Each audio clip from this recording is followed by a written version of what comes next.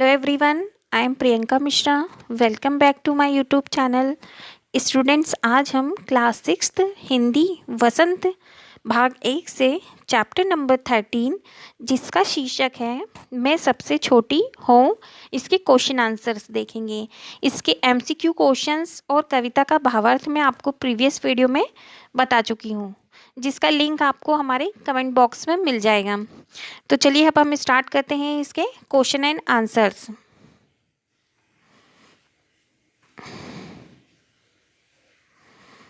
Question first है, कविता में सबसे छोटे होने की कल्पना क्यों की गई है? तो इसका आंसर क्या होगा? इसका आंसर होगा कि कविता में सबसे छोटे होने की कल्पना इसलिए की गई है जिससे कि लंबे समय तक इसके क्या पॉइंट्स हैं कि माँ का प्यार हमेशा मिलता रहे, माँ की आंचल की छाया मिलती रहे और माँ का साथ मिलता रहे और विभिन्न प्रकार के अलग अलग प्रकार के खिलौने भी मिलते रहे और माँ द्वारा हमें क्या मिले, परियों की कहानी सुनने को मिलती रहे। देखते हैं नेक्स्ट क्वेश्चन। नेक्स्ट क्वेश्चन है, कविता में ऐसी बड़ी ना हो में क्यों कहा गया है? क्या तुम भी हमेशा छोटे बने रहना पसंद करोगे? तो इसका आंसर देख लेते हैं। आंसर क्या होगा? कविता में एक छोटी बच्ची कह रही है, वो माँ के साथ रहना पसंद करती है, उसे बड़ी होना बिल्कुल भी पसंद नहीं है। क्यों? क्योंकि उसे क्या चाहिए? माँ का दुलार चाहिए, वही जो उसे बचपन में मिलता है। बड़ी बनकर वो क्या हो जाती है? माँ का प्यार वो खोना नहीं चाहती है। इसलिए इस कविता में ऐसी बड़ी ना हो में की कामना की गई है कि हाँ, मैं सबसे छोटी रहना चाहती हूँ, जिससे कि मुझे माँ का वही छोटे होने पे जो लाड़ प्यार मिलता है, वही लाड़ प्यार मुझे भी मिले। नेक्स्ट क्वेश्चन देख लेते हैं। नेक्स्ट क्वेश्चन है, आशय स्पष्ट करो। हाथ पकड़ फिर सदा हमारे साथ नहीं फिरती दिन रात। तो इस कविता से जो इस पंक्ति का आशय क्या है कि बच्ची क्या कहती है कि मैं माँ की जो है सबसे छोटी संतान बनकर इसलिए रहना चाहती हूँ क्योंकि बड़े हो जाने पर क्या होता है, क्योंकि बड़े हो जाने पर माँ का साथ छूट जाता है। माँ इतनी केयर नहीं करती है हम पर, जिस तरह छोटे रहने पर माँ हमेशा बच्ची के साथ रहती है। छोटे बच्चे के साथ माँ कैसे रहती है? हमेशा उसको अपने साथ ही रहती है, लेकिन बड़ा होने पर उसको थोड़ा स्पेस दे देती हैं। तो बच्ची क्या कहती है कि वो हमेशा जो है छोटी रहकर माँ के साथ ही रहना चाहती है, दिन रात माँ के साथ ही वो घूमना चाहती है। देख लेते हैं नेक्स्ट क्वेश्चन। अपने छुटपन में बच्चे अपनी माँ के बहुत करीब होते हैं। इस कविता में नज़दीकी की कौन कौन सी स्थितियाँ बताई गई है? तो नज़दीकियाँ में क्या क्या स्थिति बताई गई है, उत्तर में देख लेते हैं कि माँ की गोदी में सोना, परियों की कहानी सुनना, उसकी आंचल पकड़कर चलना या उंगली पकड़कर चलना, उसके हाथों का खाना, उसके हाथों द्वारा जो हमें सजाया संवारा जाता है, जिस प्रकार से वो हमको संवारती हैं। तो इस कविता में जो है यही नज़दीकियों की बातें बताई गई हैं। नेक्स्ट क्वेश्चन देख लेते हैं कविता से आगे में, जिसका फर्स्ट क्वेश्चन है, तुम्हारी माँ तुम लोगों के लिए क्या क्या काम करती है? तो हमारी जो माँ है हमारे लिए तो बहुत काम करती है। तो चलिए देखते हैं कि हमारी माँ जो है हमारे लिए क्या क्या काम करती है। वो क्या करती है? हमें कभी भी अपने से अलग नहीं करती है, दिन रात हमारे साथ ही रहती हैं। वो हमें प्यार से अपनी गोदी में सुलाती हैं, अपने हाथों से नहलाती धुलाती और क्या करती हैं, तैयार करती हैं। वो हमें खाना खिलाने के बाद मुंह भी धुलाती हैं, धूल होने पर हमारा पोंछती भी हैं, हमें सजाती भी हैं और संवारती भी हैं। वो हमें कौन सी कहानी सुनाती हैं? परियों की कहानी सुनाती हैं। हमारी जो हर ज़रूरत का वो ध्यान रखती हैं और हमको अच्छी बातें सिखाती हैं। कभी हमें बुरी बातें वो नहीं सिखाती हैं। और जो हमें स्कूल से होमवर्क वगैरह मिलता है या कोई भी काम मिलता है उसमें हमारी वो हेल्प करती हैं। देख लेते हैं नेक्स्ट क्वेश्चन। ये क्यों कहा गया है कि बड़ा बनकर माँ बच्चे को छलती है, मतलब धोखा देती है? छलने का क्या मतलब होता है? धोखा देना। तो माँ जब बच्चों को बड़ा बना देती है तो उसका साथ छोड़कर अपने कामों में लग जाती है। अब माँ जो है तब भी बच्चों के साथ रहती है, लेकिन बच्चों को ऐसा फील होता है कि माँ अब हमारे साथ नहीं है, क्योंकि बच्चे बड़े हो जाते हैं तो उनकी केयर वही रहती है, लेकिन उनको सब काम अपना खुद करना पड़ता है। क्या होता है, तो उसे अब बड़े हो गए तो ना नहलाती हैं, ना धुलाती हैं, ना हाथ से खाना खिलाती हैं, ना परियों की कहानी सुनाती हैं, ना उसे खेलने के लिए खिलौने देती है। तो बच्चों को क्या लगता है कि बड़ा होने पर माँ उसे क्या करती है, छलती है, मतलब धोखा देती है, वो पुरानी चीज़ें कुछ कुछ भी नहीं करती हैं। देखते हैं नेक्स्ट क्वेश्चन। नेक्स्ट क्वेश्चन है, उन क्रियाओं को गिनाओ जो इस कविता में माँ अपनी बच्ची या बच्चे के लिए करती है। तो इसका उत्तर देख लेते हैं। माँ अपने बच्चों को क्या करती है, गोदी में सुलाती है, आंचल पकड़वा कर साथ साथ घुमाती है, खाना खिलाती है, नहलाती है, सजाती संवारती है, खिलौने देती है, स्कूल भेजती है, परियों की कहानी सुनाती है, अच्छी अच्छी बातें करती हैं, उनको पढ़ाती हैं। ऐसे कई काम जो होते हैं वो माँ ही करती हैं। अनुमान और कल्पना से क्वेश्चन देख लेते हैं, जिसका फर्स्ट क्वेश्चन है, इस कविता के अंत में कवि माँ से चंद्रोदय दिखा देने की बात क्यों कर रहा है? चांद के उदित होने की कल्पना करो और अपनी कक्षा में बताओ।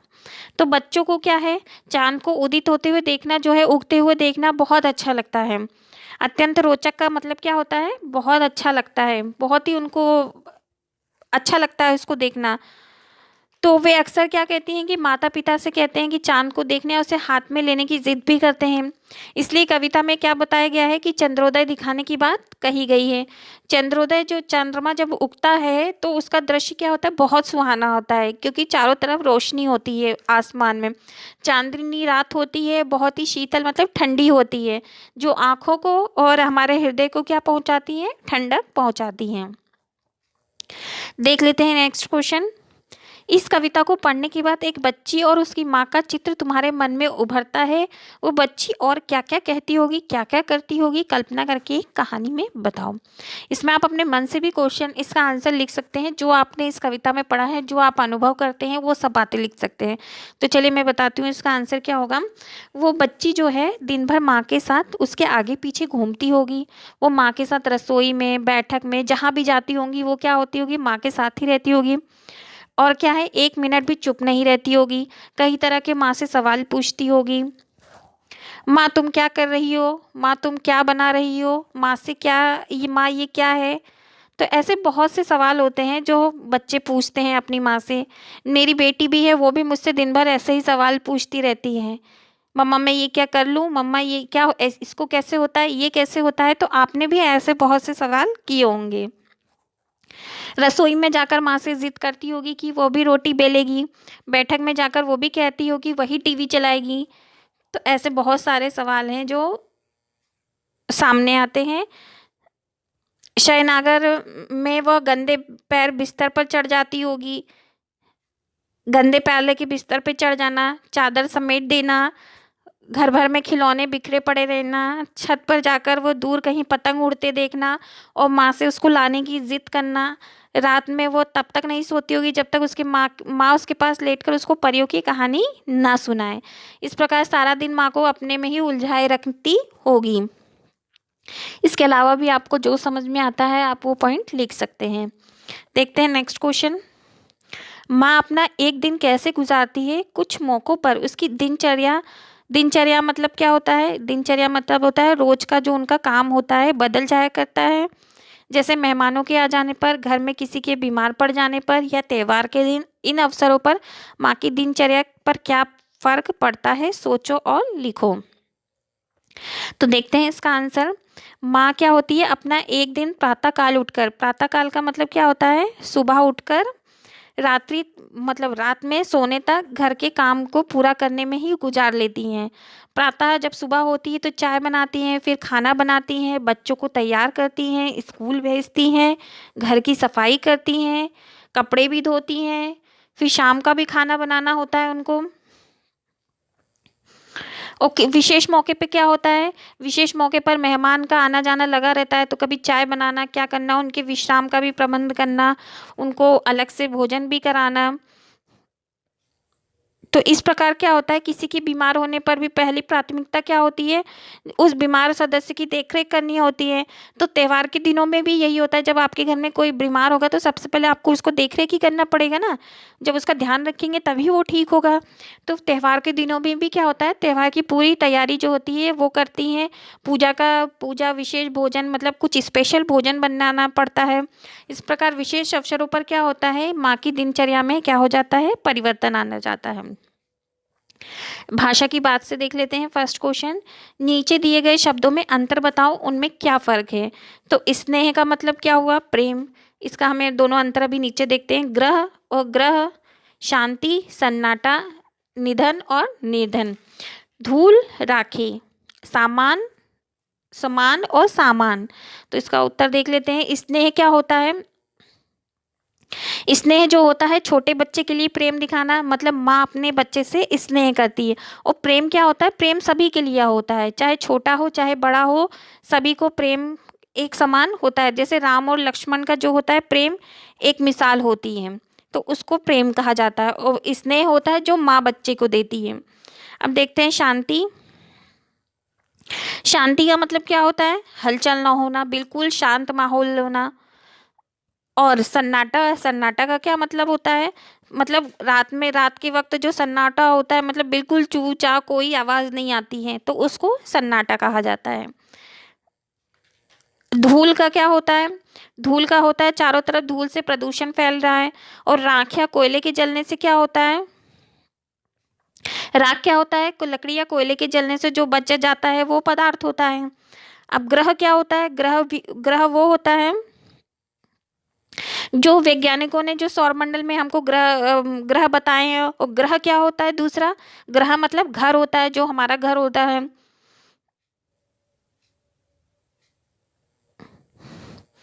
निधन, निधन मतलब किसी की मृत्यु हो जाना, तो गांव में जो शोक की लहर हो जाती है उसको निधन कहते हैं, जो कोई मर जाता है तो। और निर्धन वो होता है जो गरीब होता है। समान क्या होता है, सभी लोग एक समान है, मतलब सबको एक समान अधिकार मिले। और समान का अर्थ होता है, इस समान का अर्थ होता है वस्तु, इस समान का अर्थ होता है वस्तु। देखते हैं नेक्स्ट क्वेश्चन। कविता में दिन रात शब्द आया है, दिन रात का विलोम है। तुम ऐसे 4 शब्दों को जोड़कर लिखो जो विलोम शब्दों से मिलकर बने हो। जोड़ों के अर्थ को समझने के लिए वाक्य भी बनाओ। तो यहाँ पर देख लेते हैं। आना जाना, तो आना जाना का अर्थ क्या होगा, आज त्योहार के दिन मेहमानों का आना जाना लगा रहा। आप कोई और सेंटेंस बना सकते हैं।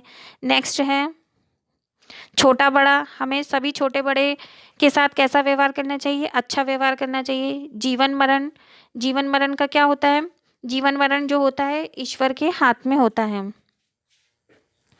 अपना पराया, अपना पराया क्या होता है, अपना पराया का वाक्य क्या बनेगा, यहाँ अपना पराया कोई नहीं है, सब क्या होते हैं, सब बराबर होते हैं। लाभ हानि, लाभ हानि में होता है व्यापार में लाभ हानि जो है लगा ही रहता है। भला बुरा, हमें क्या करना चाहिए, हमें भला बुरा देखकर भी, भला बुरा देखकर ही कार्य करना चाहिए। अब अधिक लघुत्तरीय प्रश्नोत्तर देख लेते हैं, जिसमें फर्स्ट क्वेश्चन है बालिका क्या नहीं छोड़ना चाहती है। तो बालिका क्या नहीं छोड़ना चाहती है, बालिका जो है माँ का आंचल नहीं छोड़ना चाहती है। नेक्स्ट क्वेश्चन देख लेते हैं। कविता में बच्ची छोटी क्यों बनी रहना चाहती है। तो कविता में बच्ची सबसे छोटी क्यों बनी रहना चाहती है, क्योंकि उसे हमेशा क्या मिलता रहे, माँ का प्यार मिलता रहे, माँ का लाड दुलार मिलता रहे, और वो माँ के आंचल में ही रहे, इसलिए वो छोटी रहना चाहती है। देखते हैं नेक्स्ट क्वेश्चन। कविता में ऐसी बड़ी ना हो में क्या कहा गया है। तो कविता में ऐसी बड़ी ना हो इसलिए कहा गया है क्योंकि बड़ी बनकर वो माँ का प्यार खो देगी। तो ऐसे बड़े होने से उसको कोई मतलब नहीं है, जिससे माँ अपने हाथों से ना खिलाए खाना और नहलाए ना तैयार ना करे, तो वो बड़ी हो, इसलिए वो बड़ी नहीं होना चाहती है। देखते हैं नेक्स्ट क्वेश्चन। माँ बच्चों को किस प्रकार से छलती है, मतलब माँ बच्चों को किस प्रकार से धोखा देती है। छलना मतलब होता है धोखा देना। तो माँ जब बच्ची को बड़ी बना देती है तो उसका साथ छोड़कर क्या करती है, अपने कामों में लग जाती है। और कभी कभी वो बच्चों को खिलौने हाथ में पकड़कर अपने मन का काम में लग जाती हैं, उसके साथ समय नहीं देती हैं। इस प्रकार माँ क्या होती है, बच्चों को छलती हैं। अब दीर्घ उत्तरीय प्रश्न देख लेते हैं हम। बचपन सुहाना क्यों होता है? इसका उत्तर क्या होगा? इसका उत्तर होगा बचपन में माँ का जो प्यार है, जो आशीर्वाद मिलता है, जो सारी चिंताएं माँ पर छोड़कर बच्चे क्या करते हैं, मस्ती करते रहते हैं। छोटा होकर भी क्या होते हैं, माँ का हाथ पकड़कर उनके साथ घूमते हैं, माँ के हाथ से ही खाना खाते हैं। मुंह धुलवाना, धूल पुछवाना, छोटी छोटी जो बातें होती हैं वो माँ को बताना, माँ का आंचल पकड़कर बच्चे घूमा करते हैं, माँ की गोदी में सोते हैं। तो बच्चों को जो सुखद का परियों की कहानी सुनने का जो मौका मिलता है, तो माँ बच्चों का हाथ कभी नहीं छोड़ती। इसलिए बचपन क्या होता है, सुहाना होता है। वो किसकी वजह से होता है, माँ की वजह से होता है। देखते हैं नेक्स्ट क्वेश्चन। बड़े होने पर हम कैसे माँ से अलग हो जाते हैं? तो इसका उत्तर क्या होगा, जो बड़े होकर माँ जो है बच्चों को अपने से अलग करने लगती हैं, क्योंकि बड़ा होने पर क्या होता है, माँ हमारे साथ दिन रात नहीं रह सकती हैं। क्योंकि वो हमें पहले खिलौने देकर अपने आप में खेलने के लिए छोड़ देती थी, फिर वो हमें विद्यालय भेजती हैं, मतलब स्कूल भेजती हैं। विद्यालय में क्या है, स्कूल में हमें नए नए दोस्त मिलते हैं। बच्चों पर क्या होती है, पढ़ने की जिम्मेदारियां डाल दी जाती हैं, परीक्षा का, गृह कार्य का, खेल कूद का। इस प्रकार क्या होता है कि माँ धीरे धीरे जो बच्चे से वो क्या हो जाती हैं, थोड़ा अलग हो जाती हैं, और बच्चे भी थोड़ा अपने में बिजी हो जाते हैं। नेक्स्ट क्वेश्चन देखते हैं। माँ के आंचल की छाया दुनिया की सबसे सुरक्षित स्थान है कैसे? तो इसका उत्तर देखते हैं। माँ का जो आंचल होता है, जो पल्लू होता है, संसार का सबसे सुरक्षित स्थान होता है वो। क्यों? क्योंकि यहाँ पर हमें बिना किसी डर, चिंता और फिक्र के रहते हैं। किसी प्रकार का हमें यहाँ क्या होता है, खतरा महसूस नहीं होता है। माँ हमें जो है हर परेशानियों से, खतरों से हमें दूर रखती है। वो हमें लोगों की बुराइयों से, जो हम गलत जाते हैं, गलत संगत में पड़ के जाते हैं, तो उनकी नज़रों से हमें वो बचाती रहती हैं। वो हमारे जो है स्वास्थ्य का भी ध्यान रखती हैं, सफाई का ध्यान रखती हैं। इसलिए क्या होता है, माँ का जो आंचल होता है वो दुनिया का सबसे सुरक्षित स्थान होता है और हमेशा होता रहेगा। यहाँ पर इसके सारे जो क्वेश्चन आंसर है सब खत्म होते हैं। नेक्स्ट वीडियो में हम नेक्स्ट चैप्टर के साथ मिलेंगे। अगर आपको हमारी वीडियो अच्छी लगती है तो प्लीज़ हमारे चैनल को सब्सक्राइब करिए, ज़्यादा से ज़्यादा शेयर करिए और लाइक भी करिए। चलिए मिलते हैं नेक्स्ट वीडियो में। Bye bye students, take care.